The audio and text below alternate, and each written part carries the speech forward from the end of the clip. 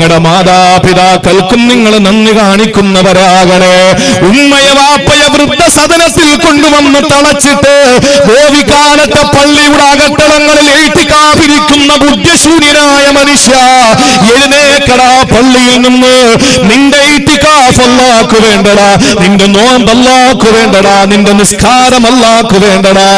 ഉമ്മയെ ആട്ടിയിറക്കിയിട്ട് വാപ്പയെ തല്ലി ചതച്ചിട്ട് ഏത് പള്ളിയിലല്ല, ഗോവികാലത്തല്ല, മസ്ജിദുൽ ഹറാമിൽ പോയാലും മസ്ജിദുൻ നബവിയിൽ പോയാലും ബൈത്തുൽ മുഖദ്ദസിൽ പോയാലും നിന്റെ ഇബാദത്തുകൾ അല്ലാഹു വേണ്ട. എന്തുകൊണ്ടെന്നറിയോ? അല്ലാഹ് പറയുകയാണ്, എനിക്ക് നന്ദി രേഖപ്പെടുത്തണം, നിന്റെ മാതാപിതാക്കൾക്കും നന്ദി രേഖപ്പെടുത്തണം. എനിക്ക് മാത്രം നീ നന്ദി രേഖപ്പെടുത്തിയിട്ട് നിന്റെ മാതാപിതാക്കളെ തള്ളിയിട്ട് എനിക്ക് നിന്റെ നന്ദി വേണ്ട. അള്ളാന്റെ വാക്കാണിത്, എന്റെ വാക്കല്ല. ഖുർആൻ പഠിക്കണം. അല്ലാഹു തൗഫീഖ് നൽകട്ടെ, അല്ലാഹു തൗഫീഖ് നൽകട്ടെ. ഇനി അല്ലാഹു റബ്ബുൽ ഇസ്സത്ത് ഉമ്മയെയും ബാപ്പയെയും നല്ല നിലയിൽ നോക്കുന്നതിന്, നല്ല രീതിയിൽ ഉമ്മയും വാപ്പയും നോക്കുന്നവർക്ക് കിട്ടുന്ന പ്രതിഫലം എന്തെന്നറിയോ? ഞാൻ പറഞ്ഞല്ലോ, സാധാരണ പറയുന്ന വിഷയത്തിൽ നിന്ന് വ്യത്യസ്തമായി ഉമ്മയെ പറ്റി അള്ളാഹു മനസ്സിലാക്കാനുള്ള തൗഫീഖ് തരട്ടെ. ഒന്നാമത്തെ കാര്യം ശ്രദ്ധിച്ചു കേട്ടോളി, ഖുർആൻ മാത്രം ഇന്ന് നമുക്ക് സംസാരിക്കാം. ഖുർആൻ മാത്രം. ഉമ്മയെ സ്നേഹിക്കുന്ന മക്കളുണ്ടെങ്കിൽ, ഉമ്മയെ വഴിപ്പെടുന്ന മക്കളുണ്ടെങ്കിൽ, അപ്പൊ ഇത് കേൾക്കുമ്പോ പ്രായമുള്ള ഉപ്പാപ്പമാര് ചിന്തിക്കുക, അല്ലാഹ് എന്തൊരു ഗതികേടാണ്. ഉമ്മ ജീവിച്ചിരിപ്പുണ്ടായിരുന്നെങ്കിൽ ചെന്നിട്ട് എടുത്തൊരു മുത്തം കൊടുക്കാമായിരുന്നു, ഒന്ന് താലോലിക്കാമായിരുന്നു, ഒന്ന് സ്നേഹിക്കാമായിരുന്നു. വിഷമിക്കണ്ട, ഞാൻ പ്രസംഗം നിർത്തുന്ന സമയത്ത് ഞാൻ മറന്നുപോയില്ലെങ്കിൽ ഞാനത് പറയും. മറന്നുപോയെങ്കിൽ നിങ്ങളൊന്ന് ഉണർത്തിയാൽ മതി. വാപ്പയും ഉമ്മയും മരിച്ചുപോയ മക്കൾ ഇനി എന്താ ചെയ്യേണ്ടതെന്ന് അവസാനം പറയാം ഇൻഷാ അല്ലാഹ്. എന്തായാലും പിരിവല്ല, നിങ്ങൾ പേടിക്കണ്ട. പിരിവിന് വേണ്ടിയിട്ടുള്ള തട്ടിപ്പല്ല, അത് നിങ്ങൾ പേടിക്കണ്ട. എന്താ ചെയ്യേണ്ടതെന്ന് ഇൻഷാ അല്ലാഹ് അവസാനം പറയാം.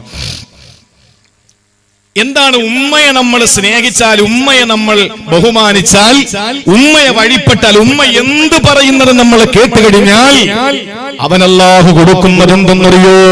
മഹാനായ ഈസാ നബി അലൈഹിസ്സലാം അറിയുമല്ലോ പ്രിയപ്പെട്ട ഉമ്മയാരാ? മറിയം ബീവി റളിയല്ലാഹു അൻഹാ, മറിയം ബീവി റളിയല്ലാഹു തആല അൻഹാ. പ്രിയപ്പെട്ടവരെ, റൂഹുല്ലാഹി ഈസാ നബി അലൈഹിസ്സലാമിന്റെ പൊന്നുമ്മയാ, ഒരുപാട് കഷ്ടപ്പെട്ട് വളർത്തിയ പ്രിയപ്പെട്ട ഉമ്മയാ, ഒരുപാട് പ്രയാസപ്പെട്ട് വളർത്തിയ പൊന്നുമോനാ. പ്രിയപ്പെട്ട സഹോദരങ്ങളെ, നമുക്കറിയുമല്ലോ ഒരു പിതാവില്ലാതെ ഈസാ നബി അലൈഹിസ്സലാമിന് ആ മറിയം ബീവി റളിയല്ലാഹു അൻഹ ജന്മം നൽകുകയാ. ഇത് ലോകത്തെ മുഴുവൻ ക്രൈസ്തവ വിശ്വാസികളും മനസ്സിലാക്കുന്നല്ലോ. പക്ഷേ നമ്മൾ ചേർത്ത് വായിക്കേണ്ട ഒരു വിഷയം ഞാൻ ഉണർത്തുകയാ. മറിയം ബീവി റളിയല്ലാഹു തആല അൻഹ ഏറ്റവും വലിയ വിശുദ്ധിയുള്ളവരാണെന്ന് ലോകത്തോട് പ്രഖ്യാപിച്ചത്, ലോകത്തോട് വിളിച്ചു പറയുന്നത് ക്രൈസ്തവ മതമേലധ്യക്ഷന്മാരല്ല, ക്രൈസ്തവ സഭകളല്ല. ലോകത്ത് ഏറ്റവും കൂടുതൽ ഉറക്കെ വിളിച്ചു പറയുന്നത് ആരെന്നറിയോ? പ്രിയപ്പെട്ടവരെ, ഇസ്ലാമിന്റെ പ്രസ്ഥാനങ്ങളാ, ലോകത്തുള്ള മുസ്ലിമീങ്ങളാ. എന്റെ ബോധിക്കാനത്തിന് കേൾക്കുന്ന ഏതെങ്കിലും സഹോദരന്മാരെ ക്രിസ്ത്യാനികളുണ്ടെങ്കിൽ നിങ്ങൾ പഠിച്ചു വെച്ചോ, അല്ലാഹുവിന്റെ ഹബീബ് നബി മുഹമ്മദ് മുസ്തഫ സല്ലല്ലാഹു അലൈഹി വസല്ലമ തങ്ങൾ അന്ത്യപ്രവാചകനാണ്. ആ പ്രവാചകൻ അന്ത്യപ്രവാചകനായി ലോകത്തിന് പരിചയപ്പെടുത്തി കൊടുത്തത് മഹാനായ ഈസാ നബി അലൈഹിസ്സലാം അല്ലേ? ശേഷം ഒരു അഹ്മദ് എന്ന പ്രവാചകന് വരുന്നെന്ന് ലോകത്തോട് വിളിച്ചു പറഞ്ഞത് ഈസാ നബി അലൈഹിസ്സലാമയാ. ഈസാ നബി അലൈഹിസ്സലാമിന്റെ പ്രിയപ്പെട്ട ഉമ്മ മറിയം ബീവിയെ ജൂതന്മാര് പറയുന്നത് എന്തെന്നറിയോ? ഇസ്രായേൽ പ്രതിനിധാനം ചെയ്യുന്ന ജൂതന്മാര് വിളിച്ചു പറയുന്നത് അവര് വ്യഭിചാരിണിയെന്നാണ്, അവര് വേശ്യാവൃത്തി നടത്തിയവരെന്നാണ്. ഈസാ നബി അലൈഹിസ്സലാം ജാരസന്തതി എന്ന ഇസ്രായേൽ പ്രതിനിധാനം ചെയ്യുന്ന ജൂതന്മാര് വിളിച്ചു പറയുന്നത്. പക്ഷേ ഇന്നും എന്റെ പ്രിയപ്പെട്ടവര്, അമേരിക്കന് പ്രതിനിധാനം ചെയ്യുന്ന ക്രൈസ്തവ മേലധ്യക്ഷന്മാര് ഇസ്രായേല് പ്രതിനിധാനം ചെയ്യുന്ന ജൂദായുസത്തോടൊപ്പം ചേർന്ന് നിന്നുകൊണ്ട് ഫലസ്തീനിലെ പാവപ്പെട്ട മുസ്ലിമീങ്ങളെ കൊന്നൊടുക്കുമ്പോ നിങ്ങൾ അറിയാത്ത ഒരു കാര്യമുണ്ട്. നിങ്ങൾ ചേർന്ന് നിൽക്കുന്ന ഇസ്രായേൽ നിങ്ങളുടെ പ്രിയപ്പെട്ട ഈസാ നബി എന്ന ശ്രീ യേശുവിനെ പറയുന്നത് ജാരസന്തതിയെന്ന. പക്ഷേ നിങ്ങൾ കൊന്നൊടുക്കുന്ന ഫലസ്തീനികളുണ്ടല്ലോ, ആ ഫലസ്തീനികൾ നിങ്ങളുടെ യേശു ക്രിസ്തുവിന്റെ പേര് കേൾക്കുമ്പോൾ അവർ ഉറക്കെ പറയുന്നത് അലൈഹിസ്സലാം. അള്ളാഹുവിന്റെ സംരക്ഷണം ഈസാ നബിക്ക് ഉണ്ടാകട്ടെ എന്ന ലോകത്ത് മറിയം ബീവിയുടെ മറിയം ബീവി റളിയല്ലാഹു അൻഹയുടെ ചാരിത്രശുദ്ധിയെ ലോകത്ത് പരിചയപ്പെടുത്തിയത് സൂറത്ത് മറിയമിലൂടെയാണ്. ആ മറിയം സൂറത്ത് എന്ന ഒരു അധ്യായം തന്നെ അള്ളാഹു വിശുദ്ധ ഖുർആനിൽ മാറ്റി വെച്ചിരിക്കുകയാ. പക്ഷേ പ്രിയപ്പെട്ട സഹോദരങ്ങളെ, ആ അധ്യായത്തില് മഹാനായ ഈസാ നബി അലൈഹിസ്സലാം പറയുന്ന ഒരു വാക്കുണ്ട്.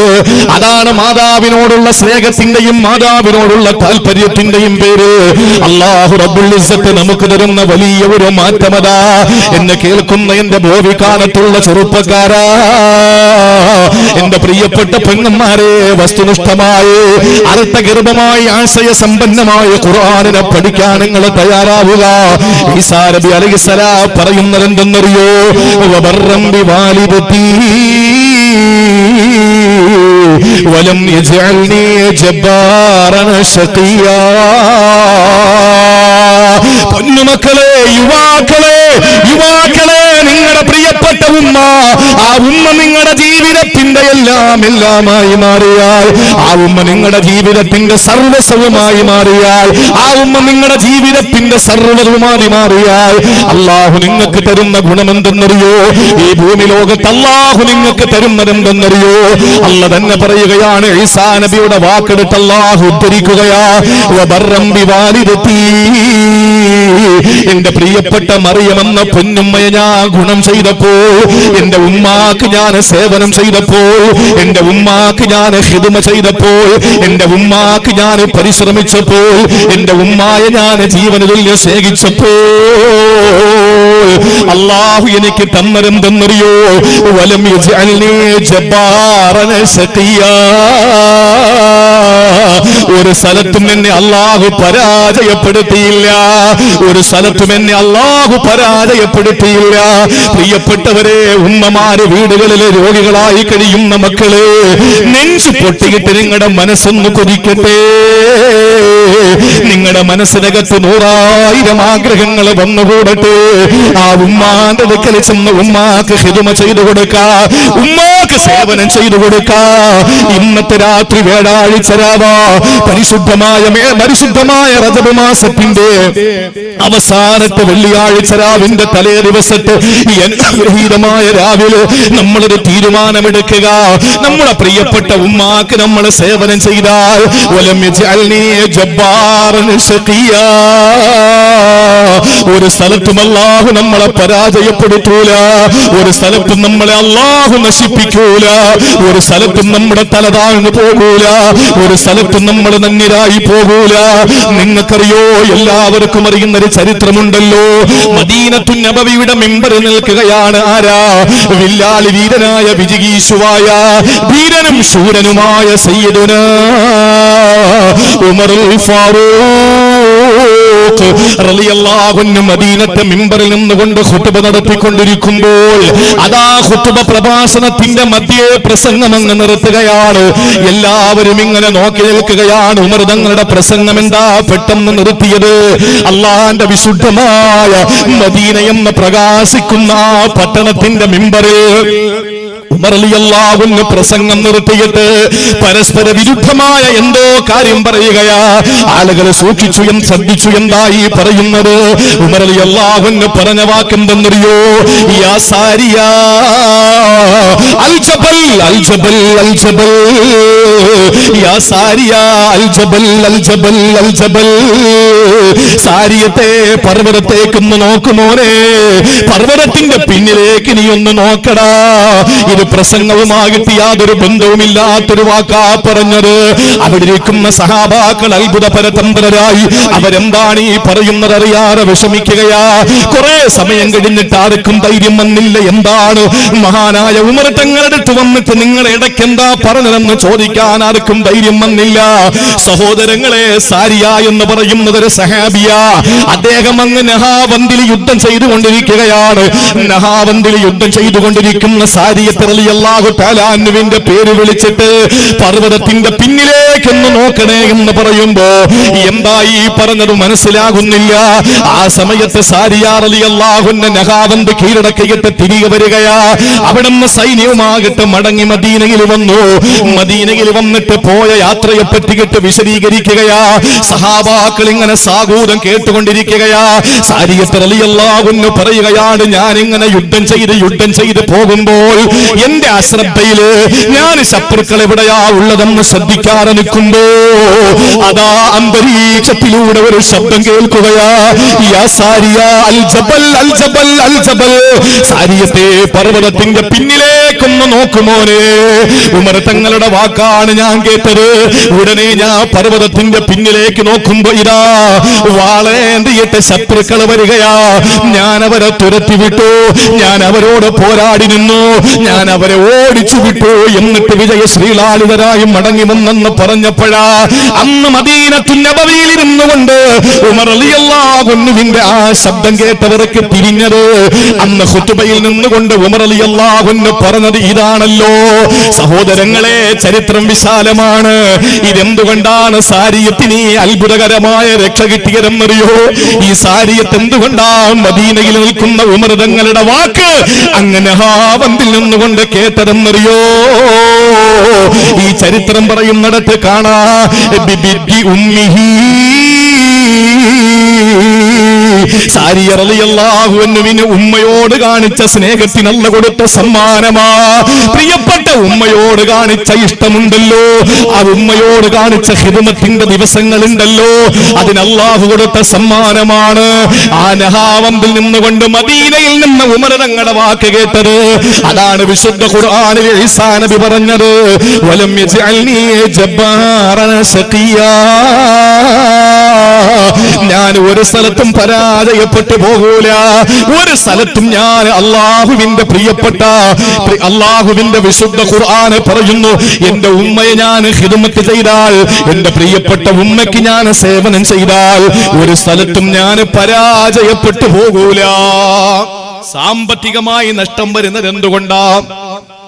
എവിടെ പോയാലും ഗുണം പിടിക്കാത്തത് എന്തുകൊണ്ടാ?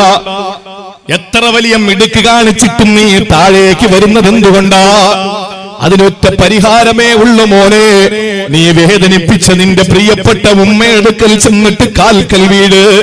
അള്ളാന്റെ സ്വർഗം നീ പള്ളിയുടെ മിമ്പറിൽ കാണൂല, അള്ളാന്റെ സ്വർഗം പള്ളിയുടെ മെഹ്റാബിനകത്ത് കാണൂല. ഷെൽഫിൽ അടുക്കി വെച്ചിരിക്കുന്ന വിശുദ്ധ ഖുർആനിന്റെ ആയത്തുകളുടെ ഇടയിൽ കാണൂല. നിനക്കല്ല തരുന്ന സ്വർഗം കാണണോ? വീട്ടിൽ ചെന്നിട്ട് ഉമ്മയുടെ കാൽ ചുവട്ടിൽ നീ നോക്കടാ, നിനക്ക് അവിടെ സ്വർഗം കാണാം. എന്റെ പ്രിയപ്പെട്ട സഹോദരങ്ങളെ, ഒരു സ്ഥലത്തും അല്ലാഹു നമ്മളെ പരാജയപ്പെടുത്തില്ല. ഉമ്മയെ സേവിച്ചാൽ, ഉമ്മയോട് സ്നേഹം കാണിച്ചാൽ. ഇന്നത്തെ അവസ്ഥയൊക്കെ നമുക്കറിയുമല്ലോ, കൂടുതൽ വിശദീകരിക്കണ്ടല്ലോ. പ്രിയപ്പെട്ട സഹോദരങ്ങളെ, ഒന്നാമത്തെ കാര്യം. ഇനി രണ്ട്, കാസർഗോഡ് ജില്ലയില് നമുക്കറിയുന്നത് പോലെ ഈ അടുത്ത സമയത്ത് ഒരുപാട് പ്രശ്നങ്ങൾ, ഒരുപാട് വാർത്താ മാധ്യമങ്ങളിൽ ഇടം പിടിച്ച, നവമാധ്യമങ്ങളിൽ വളരെ വെണ്ടയ്ക്ക് നിരത്തി എഴുതപ്പെട്ട ഒരുപാട് വിഷയങ്ങൾ കാസർഗോഡ് ജില്ലയിൽ ഉണ്ടായല്ലോ. കാസർഗോഡ് ടൗണും ഒക്കെ ആയിട്ട് ബന്ധപ്പെട്ട്, അതൊന്നും ഞാൻ പറയുന്നില്ല. ഈ വിഷയങ്ങളൊക്കെ നമ്മൾ മനസ്സിലാക്കുമ്പോ ഉമ്മയെ ഖിദ്മത്ത് ചെയ്യുന്ന, ഉമ്മയെ സേവിക്കുന്ന ഒരു മനുഷ്യന്, മകന് അല്ലാഹു കൊടുക്കുന്നത് ഒരു സ്ഥലത്തും പരാജയപ്പെട്ടു പോകില്ല എന്ന് മാത്രമല്ല, ഒരു പാപവും നീ ചെയ്യേണ്ടി വരൂല. അതാണ് രണ്ടാമത്തെ. നീ എന്തുകൊണ്ട് കള്ളു കുടിക്കുന്നു? നിന്റെ ഉമ്മയുടെ ഏതോ ഒരു പൊരുത്തക്കേട് നിന്റെ ജീവിതത്തിലുണ്ട്. മക്കൾ നന്നാകാൻ ഉമ്മയോളം ഒരു ദുആയും പള്ളിയിലെ ഉസ്താദ് ചെയ്താലും ഇനി ആര് ചെയ്താലും തന്റെ പെറ്റുമ്മ ദുആരക്കുന്നതോളം ഒരു മക്കൾക്കും വേറെ കിട്ടാനില്ല. നിങ്ങൾക്ക് യോജിക്കാം, വിയോജിക്കാം. എന്റെ പ്രിയപ്പെട്ടവരെ, ഇതെന്റെ വാക്കല്ല. വിശുദ്ധ ഖുർആൻ മറ്റൊരു പ്രവാചകനെ പരിചയപ്പെടുത്തി. ആരാന്നറിയോ? മഹാനായ യഹ്യാ നബി അലൈഹിസ്സലാം. യഹ്യാ നബി അലൈഹിസ്സലാം, സക്കരിയ നബി അലൈഹിസ്സലാമിന്റെ പ്രിയപ്പെട്ട പൊന്നുമോനല്ലേ മഹാനായ യഹ്യാ നബി അലൈഹിസ്സലാം. യഹ്യാ നബി അലൈഹിസ്സലാമിനെ പറ്റി അല്ലാഹുവിന്റെ വിശുദ്ധ ഖുർആൻ പറയുകയാ, വബർറം ബിവാലിദൈ.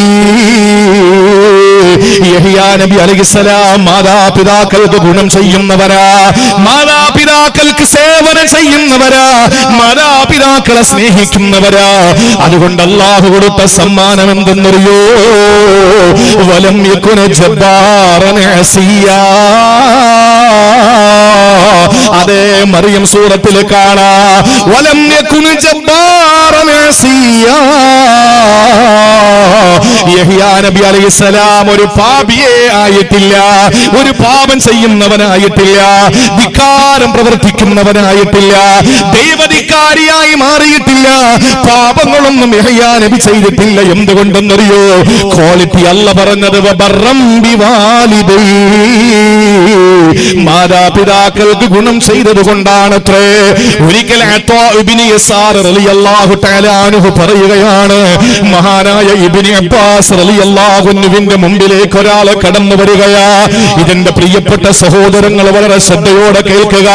കാലഘട്ടത്തിന്റെ കുത്തൊഴുക്കിനെതിരെ നമ്മൾ നീന്തേണ്ടവരാണ്. എന്തുകൊണ്ടെന്നറിയോ? കാലം ഇങ്ങനെ ഒഴുകുന്നതനുസരിച്ച് നമ്മൾ ഒഴുകാ പാടില്ല. നമ്മൾ പറയും നാടോടും പോലെ നമ്മളും ഓടണമല്ല. പ്രിയപ്പെട്ടവരെ, നമുക്കതിൽ ആത്മാവില്ലാത്തത് കൊണ്ടാ, നട്ടല് നഷ്ടപ്പെട്ടതിന്റെ പേരിലാ, ജീവൻ നഷ്ടപ്പെട്ടതിന്റെ പേരിലാ.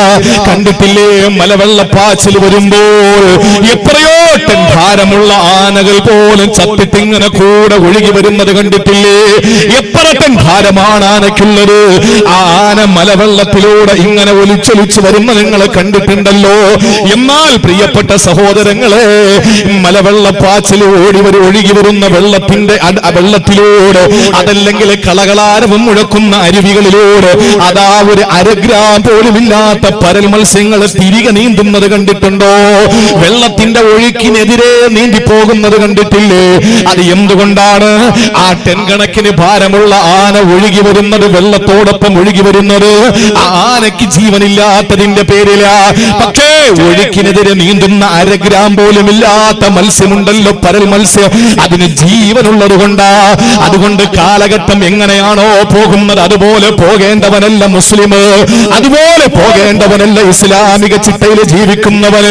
പഠിച്ചു വെച്ചോ, ഈ ചരിത്രം നിങ്ങൾ വ്യക്തമായി കേട്ടോ. മഹാനായ യഹ്യാ നബി അലൈഹിസ്സലാം മാതാവിന് ഗുണം ചെയ്തതിന്റെ പേരിൽ, പിതാവിന് ഗുണം ചെയ്തതിന്റെ പേരിൽ അല്ലാഹു പറയുന്നു, വലം യകുന ജബ്ബാറൻ അസിയാ. ഒരു പാപവുമായി യഹ്യാ നബി ചെയ്തില്ലത്രേ. അത്താ ഇബ്നു യസാർ റളിയല്ലാഹു അൻഹു പറയുകയാണ്, ഇബ്നു അബ്ബാസ് റളിയല്ലാഹു അൻഹുവിന്റെ മുമ്പിൽ ഒരാൾ കടന്നു വരികയാ. ഈ ചരിത്രം കാസർഗോഡ് ജില്ലക്കാര് നല്ലപോലെ ഒന്ന് മനസ്സിലാക്കണേ. ഒരാൾ കടന്നു വന്നിട്ട് പറയുന്നു, ഇബ്നു അബ്ബാസ് തങ്ങളെ, ഞാനൊരു പെണ്ണിനെ വല്ലാതെ ഇഷ്ടപ്പെട്ടു, ആ പെണ്ണിനെ കല്യാണം കഴിക്കണമെന്ന് വല്ലാത്ത മോഹം വന്നു. അങ്ങനെ ഞാൻ അവളുടെ അടുക്കൽ ചെന്നിട്ട് വിവാഹാലോചന നടത്തുകയാ. അവൾ പറഞ്ഞു, പറ്റൂല, എനിക്കതിൽ താല്പര്യമില്ല. ഞാൻ വളരെ സങ്കടത്തോടെ തിരികെ വന്നു.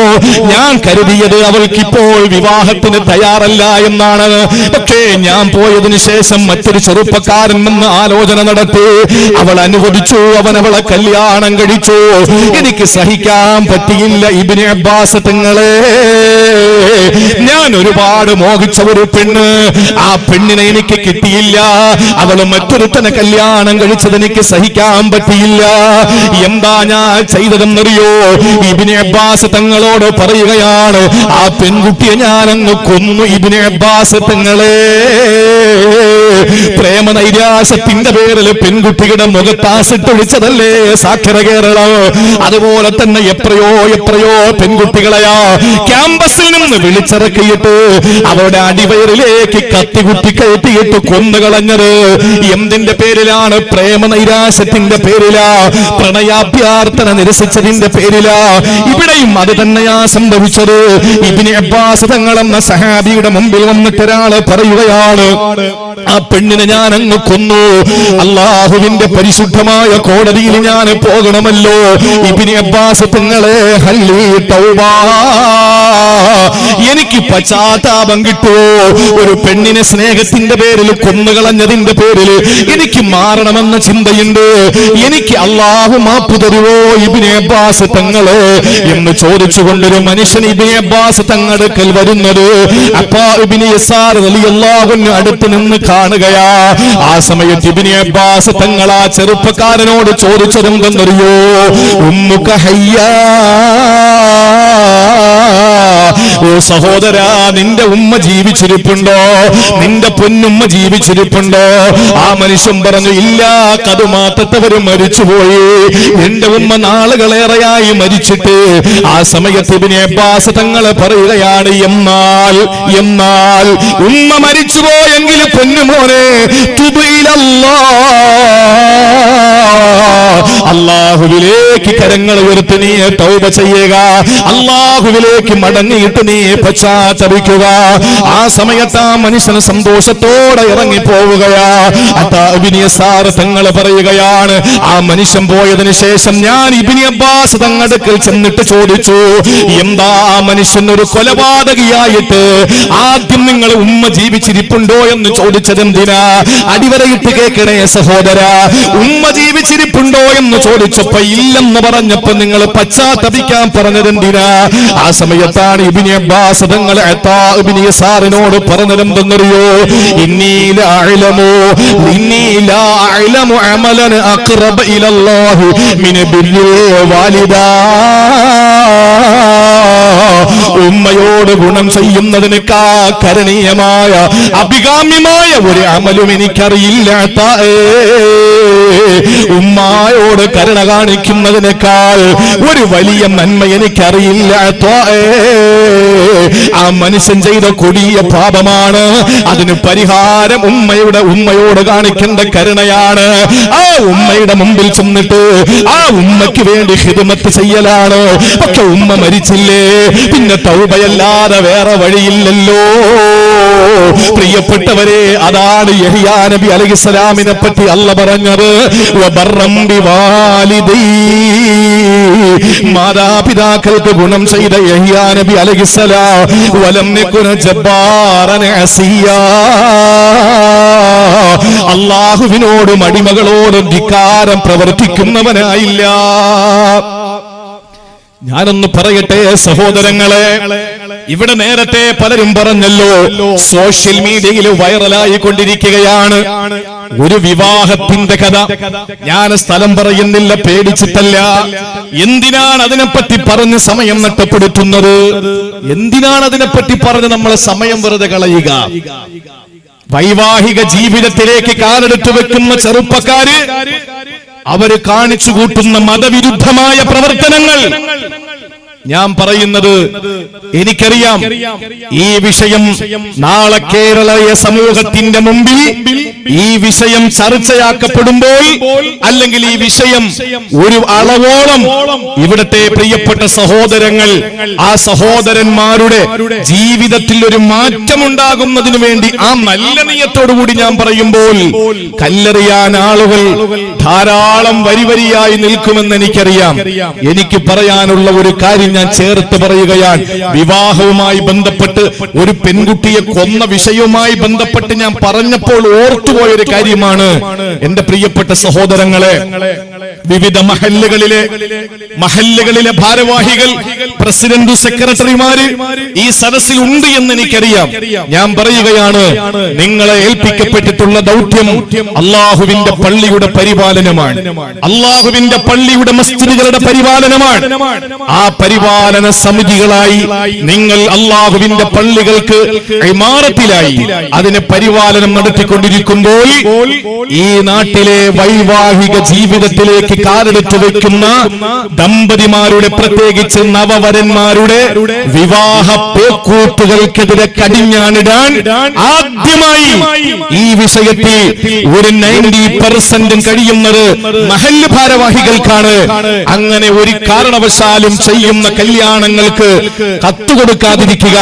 ഒരിക്കലും അങ്ങനെ ഒരു കല്യാണം ഞങ്ങൾ നടത്തി തരില്ല എന്ന തീരുമാനം മഹല്ല് കമ്മിറ്റി തീരുമാനമെടുത്ത് അവർ മിനിറ്റ്സിൽ എഴുതി വെക്കണം. പ്രത്യേക ബയലെ തിരുത്തി എഴുതിയിട്ട് അത് ഈ സമുദായത്തിന്റെ ഉന്നമനത്തിന് വേണ്ടിയിട്ട് എഴുതി പിടിപ്പിക്കണം. നിങ്ങൾ ആലോചിച്ചു നോക്കൂ, മഹല്ല് സംവിധാനങ്ങൾക്ക് കഴിയും, 90% കഴിയും. പിന്നെ 10% അത് ആർക്കെന്ന് ഞാൻ പറഞ്ഞു തരാം. 90%-ഓളം കഴിയുന്നത് അവിടുത്തെ മഹല്ല് ഭാരവാഹികൾക്കാണ്. കണ്ടില്ലേ, വിവാഹത്തിന്റെ പേരിൽ ടിപ്പറിൽ കൊണ്ടുപോവുക, നഴ്സറി സ്കൂളിൽ പോകുന്ന കുട്ടിയുടെ മോഡലിൽ വരിക, എന്നിട്ട് മതത്തിന്റെ പരിവേഷം കെട്ടുക. ഇതാരെ കാണിക്കാനാണ്? ഇതാരോടുള്ള വെല്ലുവിളിയാണ്? ഇതാണോ ഹബീബായി നബി സല്ലല്ലാഹു അലൈഹി വസല്ലം കാണിച്ചു തന്ന വൈവാഹിക ജീവിതത്തിന്റെ സുന്ദരമായ നിമിഷങ്ങളിലാണോ? എന്നിട്ട് പ്രായമുള്ള ഹിജാബും മഫ്തയും ഒക്കെ ധരിച്ച് പർദ്ദയൊക്കെ ഇട്ട ദീനീ ബോധമുള്ള മതബോധം തോന്നിപ്പിക്കുന്ന ഉമ്മമാര് പുതിയ പെണ്ണിനോട് പറയാണ്, നീയും കൂടെ ആടിക്കോടിയെന്ന്, നീയും കൂടെ ചാടിക്കോടിയെന്ന് കാണിച്ചു കൊടുക്കുകയാണ്. പ്രിയപ്പെട്ട ഉമ്മമാര്, വാളുകൾക്ക് കുറവുണ്ടോ? ഒരു ഹൈന്ദവ സഹോദരന്റെ കുറിപ്പ് ഞാൻ വായിച്ചു. മദ്രസ വിദ്യാഭ്യാസമുള്ളത് ഹിന്ദുക്കൾക്കില്ല, അത് മുസ്ലിം സമുദായത്തിനാണ്. മതപ്രസംഗ വേദികളുള്ളത് ക്രൈസ്തവ സമുദായത്തിനോ ഹൈന്ദവ സമുദായത്തിനോ അല്ല, അത് ഇസ്ലാമിന്റെ മക്കൾക്കാണ്. പക്ഷേ വിവാഹത്തിന്റെ ആർഭാടവും ദൂർത്തും, വിവാഹത്തിന്റെ പേരിൽ മനുഷ്യന് പോലും ചെയ്യാൻ കഴിയാത്ത, മനുഷ്യനെ പോലും നാണം കെടുത്തുന്ന പ്രവർത്തനങ്ങൾ ചെയ്യുന്നത് ഹിന്ദുവല്ല, ക്രിസ്ത്യാനിയല്ല, ഈ സമുദായത്തിന്റെ മുസ്ലിമീങ്ങളാണ്, ഈ സമുദായത്തിന്റെ പ്രവർത്തകരാണ്. വളരെ സങ്കടം തോന്നുകയാണ്. ഇതിനെല്ലാം ഏതെങ്കിലും മഹല്ല് ഭാരവാഹികൾ അനുവാദം കൊടുത്തിട്ട് ചിലര് ചോദിച്ചേക്കാം, ഈ വിവാഹം നടക്കുന്നതിന് മുമ്പ് ഞങ്ങൾ കത്ത് കൊടുക്കുമ്പോ ഞങ്ങൾക്കറിയില്ലല്ലോ എന്ന്. പക്ഷേ നിർബന്ധമായും അവരോട് പറയാം, ഇസ്ലാമിന് നിരക്കാത്ത എന്തെങ്കിലും നിങ്ങളുടെ ഭാഗത്ത് നിന്നുണ്ടായാൽ ഈ മഹല്ല് നിങ്ങൾക്കെതിരെ ശക്തമായ നടപടിയെടുക്കുമെന്ന് പറയാൻ മഹല്ല് ഭാരവാഹികൾക്ക് ചങ്കൂറ്റമുണ്ടാകണം, അതിനുള്ള നട്ടെല്ലുണ്ടാകണം. അല്ലെങ്കിൽ ഇമാറത്തെന്ന സുന്ദരമായ പരിപാവനമായ ആ പദവി ഒഴിഞ്ഞിട്ട് അതിന് കഴിയുന്ന ചൊണക്കുട്ടികളായ ചെറുപ്പക്കാർക്ക് അവർക്ക് വിട്ടുകൊടുക്കണം. ഞാൻ അർത്ഥശങ്കക്കിടയില്ലാതെ പറയുകയാണ്, ഒരു കാരണവശാലും അനുവദിക്കരുത്. ഒരുപാട് മാറിപ്പോയി. എത്ര കോവിഡും പ്രളയവും എന്തൊക്കെ വന്നാലും പഠിക്കാത്ത ഒരു നാണം കെട്ട സമുദായത്തിന്റെ പ്രതിനിധികളായി പോയല്ലോ. സങ്കടം തോന്നുകയാ. ഇനി 10% കഴിയുന്നത് ആർക്കെന്നറിയോ? പള്ളിയിലെ ഇമാമിയങ്ങൾക്കാ, മഹല്ല് ഇമാമിയങ്ങൾക്കാ. ഞാനും ഒരു മഹല്ലത്തിലെ ഇമാമാ. ഞാൻ പറയുന്നു, ശക്തമായി ജുമുഅ പ്രഭാഷണങ്ങളിൽ ഉണർത്തണം, കുടുംബ ക്ലാസുകളിൽ ഉണർത്തണം. ഞാൻ അങ്ങനത്തെ ഒരു നിക്കാഹിന് പങ്കെടുക്കൂല. ഏതെങ്കിലും ഒരു വിവാഹത്തിന് പോകുമ്പോൾ ഇതുപോലുള്ള പേക്കൂട്ടുകൾ കാണുന്നെങ്കിൽ ഞാനിതാ ഈ കാണുന്നത് എന്റെ രാജിയാണ് എന്ന് പറഞ്ഞിട്ട് ആ വിവാഹ പന്തലിൽ വെച്ച് രാജി എഴുതി കൊടുക്കാൻ ചങ്കൂട്ടവും നട്ടെല്ലും പണ്ഡിതന്മാരും കാണിക്കേണ്ട അവസാന നിമിഷമാണിത്. അവരെ കൊണ്ട് കഴിയും. ഒരു നാട് നന്നാകണമെങ്കിൽ 2 കൂട്ടം ആളുകൾ കരുതണം. ഒന്ന് അൽ ആലിം, ഒന്ന് ഉലമാ വൽ ഉമറാ. അവിടുത്തെ പരിപാലന സമിതി ഭാരവാഹികളടക്കമുള്ള അവിടുത്തെ ഉമറാക്കളും അവിടുത്തെ പണ്ഡിതന്മാരും. എന്റെ പ്രിയപ്പെട്ടവരെ, ഏറ്റവും പ്രധാനമായി ഈ സമുദായം ചെയ്യേണ്ട ഏറ്റവും വലിയ ഉത്തരവാദിത്വം ഇതാണ്. അത് മറക്കരുത്. അതിന്റെ പേരിൽ പള്ളിയിലെ ജോലിയിൽ നിന്ന് പിരിച്ചുവിട്ടാൽ വാ കീറിയത് അല്ലാഹു അല്ലേ? അല്ലാഹു നമ്മുടെ കാതും കണ്ണും വായും കീറിയിട്ടുണ്ടെങ്കിൽ അവൻ നമുക്ക് ഭക്ഷണം തരും. ഒരിക്കലും നമ്മൾ ഇതുപോലുള്ള കാര്യങ്ങൾക്ക് കൂട്ടുനിൽക്കാൻ പാടില്ല. ഇസ്ലാമിക വിരുദ്ധ, ശരീഅത്ത് വിരുദ്ധ പ്രവർത്തനങ്ങൾ വിവാഹത്തിന്റെ പേരിൽ നടത്തപ്പെടുന്ന ഏത് വേദിയിലും ഒരു പരിപാലന സമിതിയും ഒരു പള്ളി ഇമാമും ആരും പങ്കാളികളാകരുത്. ആർഭാടമില്ലാത്ത, ഇസ്ലാമിന്റെ തത്വസംഹിതയ്ക്ക് നിരക്കുന്ന, ഇസ്ലാമിന്റെ ചട്ടക്കൂടിന്റെ ഉള്ളിൽ നിൽക്കുന്ന വിവാഹങ്ങൾക്ക് മാത്രമേ പങ്കാളികളാകാൻ പാടുള്ളൂ എന്ന ഒരു ഉറച്ച നിലപാട് മഹല്ല് സംവിധാനങ്ങൾ എടുത്തു മുന്നോട്ട് വരേണ്ട അനിവാര്യ ഘട്ടമാണ്. അല്ലാഹു അമൽ ചെയ്യാനുള്ള തൗഫീഖ് നൽകി അനുഗ്രഹിക്കുമാറാവട്ടെ. അതുകൊണ്ട് പ്രിയപ്പെട്ട സഹോദരങ്ങളെ, ഒരു പാപവും നമുക്ക് ചെയ്യേണ്ടി വരൂല. പാപം ചെയ്ത് വന്നവനോട് ഇബ്നു അബ്ബാസ് തങ്ങൾ ചോദിക്കുക, ഉമ്മ ഉണ്ടോ? ഉമ്മയില്ല, മരിച്ചു. എന്നാ പിന്നെ തൗബ ചെയ്യും. അപ്പൊ ഉമ്മ ഉണ്ടെങ്കിലോ നീ ചെന്നിട്ട് ഉമ്മാക്ക് ഖിദ്മത്ത് ചെയ്യും. അപ്പോ ഒരു തെറ്റും നിന്റെ ജീവിതത്തിൽ ഇനി വരില്ല. അപ്പൊ ഭൂമിയിൽ അള്ളാഹു ഉമ്മയെ സേവിക്കുന്നതിലൂടെ നമുക്ക് തരുന്ന രണ്ട് ഗുണങ്ങൾ എന്താ? ഒന്ന്, സാമ്പത്തികമായി, ശാരീരികമായി, മാനസികമായി ഒരു സ്ഥലത്ത് നമ്മൾ പരാജയപ്പെടൂല, എവിടെയും നമ്മൾ നമ്പർ 1. രണ്ടാമത്തേത്, അള്ളാഹുവിനോടും അവന്റെ അടിമകളോടുമുള്ള എല്ലാ ബാധ്യതകളും പാലിച്ച് തിന്മകൾ ചെയ്യാതെ നമുക്ക് മുന്നേറാൻ കഴിയും. അള്ളാഹു മനസ്സിലാക്കാനുള്ള തൗഫീക്ക് തരട്ടെ. മനസ്സിലാവുന്നുണ്ടല്ലോ വിഷയം? ഇനി നിങ്ങൾ കേട്ടോളി. സംസാരം പഠിപ്പിച്ചതാരാ? ഉമ്മയോട് മോശമായി സംസാരിക്കുന്ന മക്കളല്ലേ ഞാനും നിങ്ങളും. ചില ഘട്ടങ്ങളിലൊക്കെ ഉമ്മ കേട്ടോളീ, നമുക്കാരാ സംസാരം പഠിപ്പിച്ചത്? ആരാ നമുക്കത്? കാക്കയാണ്, ഇത് തലയാണ് മോനെ, ഇത് കണ്ണാണ്, ഇത് മൂക്കാണ്, ഇത് വായയാണ്, ഇത് പല്ലാണ്, ഇത് നാവാണ്, ഇത് ചുണ്ടാണ്, ഇത് കൈയാണ്, ഇത് വിരലാണ്, ഇത് നഖമാണ്, ഇത് കാലാണ്, ഇത് വയറാണ് എന്ന് പറഞ്ഞ് ഓരോ അവയവങ്ങളെ പറ്റി പൊന്നുമോളെ പഠിപ്പിച്ചതാരാ? അക്ഷരങ്ങൾ ചേർത്ത് വെച്ച് വായിക്കാൻ പഠിപ്പിച്ചതാരാ? നമ്മുടെ പ്രിയപ്പെട്ട ഉമ്മയല്ലേ?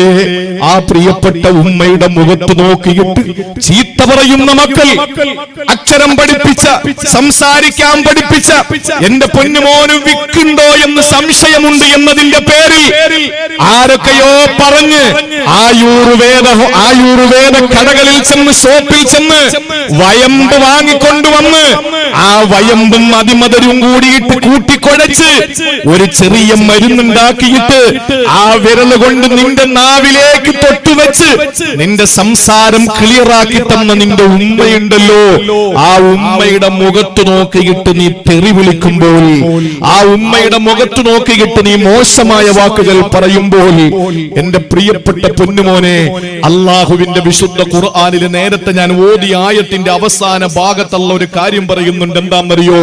വലാ തഖുല്ലഹുമാ ഉഫ്ഫിൻ വലാ തഖുല്ലഹുമാ ഉഫ്ഫിൻ.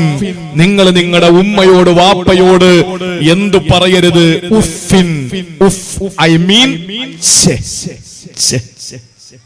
എന്താ ഉഫിന്റെ അർത്ഥം? മുഫസ്സിരീങ്ങൾ പറയാണ്, ഇതിൻ താഴ്ന്ന ഒരു വാക്ക് ലോകത്ത് അല്ലാഹു സൃഷ്ടിച്ചിട്ടില്ല. ഇതിനേക്കാൾ താഴ്ന്ന ഒരു വാക്ക് അല്ലാഹു സൃഷ്ടിച്ചിട്ടില്ല. ഉമ്മയെ തെറിവിളിക്കരുതെന്നല്ല പറഞ്ഞത്, ഉമ്മയോട് മോശമായി വർത്തമാനം പറയരുത് എന്നല്ല പറഞ്ഞത്. ഉമ്മയോട്, വാപ്പയോട് വലാ തഖുല്ലഹുമാ ഉഫ്ഫിൻ. ഉഫ് എന്ന് പറഞ്ഞാൽ ഛേ എന്ന് പറഞ്ഞാൽ ഛേ എന്ന ഉറക്കെയുള്ള ശബ്ദമല്ല. പിന്നെ ഏത് വാക്കാണ്?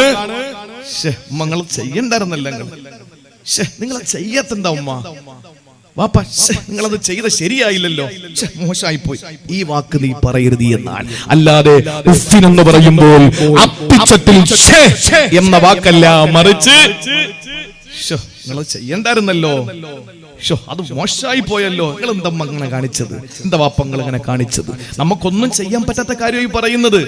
നമ്മളൊക്കെ ദേഷ്യം വരുമ്പോ അമ്മയോട് നിങ്ങൾ എന്താ വേല കാണിച്ചത്, നിങ്ങൾ എന്താ അങ്ങനെ കാണിക്കാൻ പോയത്, അതുകൊണ്ടല്ലേ ഇങ്ങനെ ആയത് എന്നൊക്കെ പറയും. ആ ഒരു വാക്ക് പോലും നിന്റെ ഉമ്മയുടെ മുഖത്ത് നോക്കി, വാപ്പയുടെ മുഖത്ത് നോക്കി പറയരുത് എന്ന് പഠിപ്പിച്ചത് വിശുദ്ധ ഖുർആന. അതും അല്ലാഹുവിന്റെ വിധിയാണ്, അവന്റെ യഥാർത്ഥ വിധിയാണ്. ഒരാൾക്കും അപ്പീൽ പോകാൻ കഴിയാത്ത വിധിയാണ്.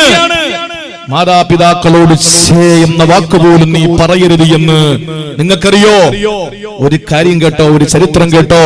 മഹാനായ ഇമാം ഇബ്നു ഔൻ റളിയല്ലാഹു തആല അൻഹു ആരാണെന്നറിയോ? സഹോദരങ്ങളെ, ബസറയിലെ വലിയ പണ്ഡിതനാണ്. ബസറ എന്ന നാട്ടിലെ വലിയ പണ്ഡിതനാണ് ഇബ്നു ഔൻ റളിയല്ലാഹു അൻഹു. ഇബ്നു മുബാറക് തങ്ങളെ പറയുകയാണ്, ഈ ഇബ്നു ഔൻ എന്ന് പറയുന്ന വലിയ മഹാൻ, മാ റഅയ്തു മുസല്ലിയ അദ്ദേഹത്തോളം നമസ്കാരമുള്ള ഒരാളെ ഞാൻ എന്റെ ജീവിതത്തിൽ കണ്ടിട്ടില്ല. അദ്ദേഹത്തോളം നമസ്കാരമുള്ള ഒരാളിനെ ഞാൻ എന്റെ ജീവിതത്തിൽ കണ്ടിട്ടില്ല. പ്രിയപ്പെട്ട സഹോദരങ്ങളെ, ചിന്തിച്ചു നോക്കണേ നിങ്ങൾ. മഹാനായ ഇബ്നു മുബാറക് തങ്ങളാണ് പറയുന്നത്, ഈ ഇബ്നു ഔൻ റളിയല്ലാഹു അൻഹുവിനോളം നിസ്കാരമുള്ള, ഇത്രത്തോളം സുന്നത്ത് നിസ്കരിക്കുന്ന, ഇപ്പത്തോളം നമസ്കാരത്തിൽ കൃത്യത പുലർത്തുന്ന, ഇപ്പത്തോളം ധാരാളമായി സുന്നത്ത് നിസ്കരിക്കുന്ന ഒരാളെ ഞാൻ കണ്ടിട്ടില്ല. ഈ ഇബ്നു ഔൻ റളിയല്ലാഹു അൻഹു ഒരിക്കൽ ഉമ്മായ വിളിച്ചു. ഉമ്മി എന്ന് വിളിച്ചപ്പോൾ ആ ഉമ്മ ഉടനെ ഉമ്മ ഉത്തരം കൊടുക്കുകയാ. ഉമ്മ ഉടനെ വിളി കേട്ടു, മോനെ എന്താ? ഒരിക്കൽ ഉമ്മയാണ് ഉമ്മ വിളിച്ചു മോനെ മോനെ എന്ന് ഉറക്കെ വിളിച്ചപ്പോൾ ഇബ്നു ഔൻ റളിയല്ലാഹു അൻഹുവിനെയാണ് വിളിക്കുന്നത്. ഇബ്നു ഔൻ റളിയല്ലാഹു അൻഹു എന്ന ബസറയിലെ പണ്ഡിതനാണ്. ആ പണ്ഡിതൻ മാത്രമല്ല, ഏറ്റവും കൂടുതൽ സുന്നത്ത് നിസ്കാരം നിർവഹിക്കുന്ന ഇബ്നു മുബാറക് തങ്ങളുടെ വാക്ക് കടമെടുത്താൽ ഇപ്പത്തോളം സുന്നത്ത് നിസ്കാരം നിർവഹിക്കുന്ന ഒരാളിനെ ദുനിയാവിൽ ഞാൻ കണ്ടിട്ടില്ല. ആ മഹാനായ ബസറയിലെ പണ്ഡിതനെ ഉമ്മ വിളിച്ചതെന്താണ്? പൊന്നുമോനെ ഇബ്നു ഔനേ. വിളിച്ച ഉമ്മാക്ക് മറുപടിയായി മഹാനായ ഇബ്നു ഔൻ റളിയല്ലാഹു അൻഹു തിരിച്ചു മറുപടി കൊടുത്തു. വിളി കേട്ടത് ഫഅലാ സൗതഹു സൗതഹാ, ഫഅലാ സൗതഹു സൗതഹാ. ഉമ്മയേക്കാൾ വലിയ ഉച്ചത്തിലാണ് മോൻ മറുപടി കൊടുത്തത്. ഉമ്മ വിളിച്ച ശബ്ദത്തെക്കാൾ വലിയ ശബ്ദത്തിൽ മോന് മറുപടി കൊടുത്തു. ഇത് ഇബ്നു ഔൻ റളിയല്ലാഹു അൻഹുവിനെ സഹിച്ചില്ല. പടച്ചവനെ, ഞാൻ എന്തായി കാണിച്ചത്? എന്റെ ഉമ്മ എന്നെ വിളിച്ചത് പതിഞ്ഞ സ്വരത്തിലാണല്ലോ. ഞാൻ ഉമ്മാക്ക് വിളിക്കുത്തരം കൊടുത്തത്, ഉമ്മാക്ക് മറുപടി കൊടുത്തത് വലിയ ശബ്ദത്തിലാണല്ലോ. എനിക്ക് സഹിക്കാൻ പറ്റുന്നില്ല റബ്ബേ. ആ ഒരു ചിന്തയോടെ ഇബ്നു ഔൻ റളിയല്ലാഹു അൻഹു എന്താ ചെയ്തതെന്നറിയോ? എന്താണെന്നറിയോ? എന്റെ പ്രിയപ്പെട്ട ബോവിക്കാനത്തുകാരാ, എന്നെ കേൾക്കുന്ന മുസ്ലിമീങ്ങളെ, ഇബ്നു ഔൻ എന്ന നമ്മുടെ നേതാവ് ഉമ്മ വിളിച്ചപ്പോൾ ഉമ്മ വിളിച്ച ശബ്ദത്തെക്കാൾ വലിയ ശബ്ദത്തിൽ മറുപടി കൊടുത്തു പോയതിന്റെ പേരിൽ മഹാനവറുകള് ബസറയിലെ വലിയ പണ്ഡിതനാണ്. ആ മനുഷ്യൻ ചെയ്തത് എന്തെന്നറിയോ? മഹാനവറുകൾ ചെയ്തത് ഓടി വന്ന് മാർക്കറ്റിലേക്ക് ഇറങ്ങുകയാ. എന്നിട്ട് 2 അടിമകളെ വാങ്ങുകയാ. 2 അടിമകളെ വില കൊടുത്തിട്ട് വലിയ വില കൊടുക്കണം അടിമകളെ വാങ്ങാ. എന്നിട്ട് എന്റെ ഉമ്മ വിളിച്ചപ്പോൾ ആ മറുപടി കൊടുത്ത ശബ്ദമൊന്ന് ഉയർന്നു പോയതിന്റെ പേരിൽ 2 അടിമകളെ മോചിപ്പിക്കുകയാ. വില കൊടുത്തിട്ട് 2 അടിമകളെ മോചിപ്പിച്ചിട്ട് കഫാറത്ത് ചെയ്യുകയാ. എന്റെ പ്രിയപ്പെട്ട സഹോദരിമാര്, സഹോദരങ്ങള്, വാപ്പയുടെയും ഉമ്മയുടെയും മുഖത്ത് നോക്കിയിട്ട് എന്തെല്ലാം പറയാറുണ്ട്. ഒരു ചെറിയ സംഭവം ഞാനൊന്ന് ഉണർത്തട്ടെ. പ്രിയപ്പെട്ടവരെ, അവ്വാം ഇബ്നു ഹൗസബ് റളിയല്ലാഹു തആല അൻഹു പറയുകയാണ്. അവ്വാം ഇബ്നു ഹൗസബ് റളിയല്ലാഹു അൻഹു പറയുകയാണ്, ഒരു ദിവസം ഞാൻ ഒരു പള്ളിയുടെ മഖ്ബറയിലൂടെ നടന്നു പോകുമ്പോൾ, ഒരു അസർ കഴിഞ്ഞ സമയമാണ്, ഒരു സായാഹ്നത്തിൽ ഞാൻ ഇങ്ങനെ പള്ളിയുടെ മഖ്ബറയുടെ അടുത്തൂടെ നടന്നു പോകുമ്പോൾ ഇതാ ഒരു വലിയ ശബ്ദം കേൾക്കുന്നു. ഇതൊന്നും കെട്ടുകഥകളല്ല, ഇതൊന്നും മായാവി കഥകളല്ല. പ്രിയപ്പെട്ടവരെ, ഏതെങ്കിലും സിനിമയുടെ തിരക്കഥകളോ നാടകത്തിന്റെ ഇതിവൃത്തങ്ങളോ സീരിയലിന്റെ ക്ലൈമാക്സുകളോ അല്ല.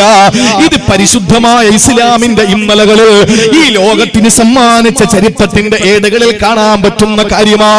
അവ്വാം ഇബ്നു ഹൗസബ് റളിയല്ലാഹു തആല അൻഹു ഒരു മഖ്ബറയിലൂടെ അസ്ർ നമസ്കാരത്തിന് ശേഷം നടന്നു പോകുമ്പോൾ ഒരു ഖബറിന്റെ അടുത്തൊരു ശബ്ദം കേട്ടു.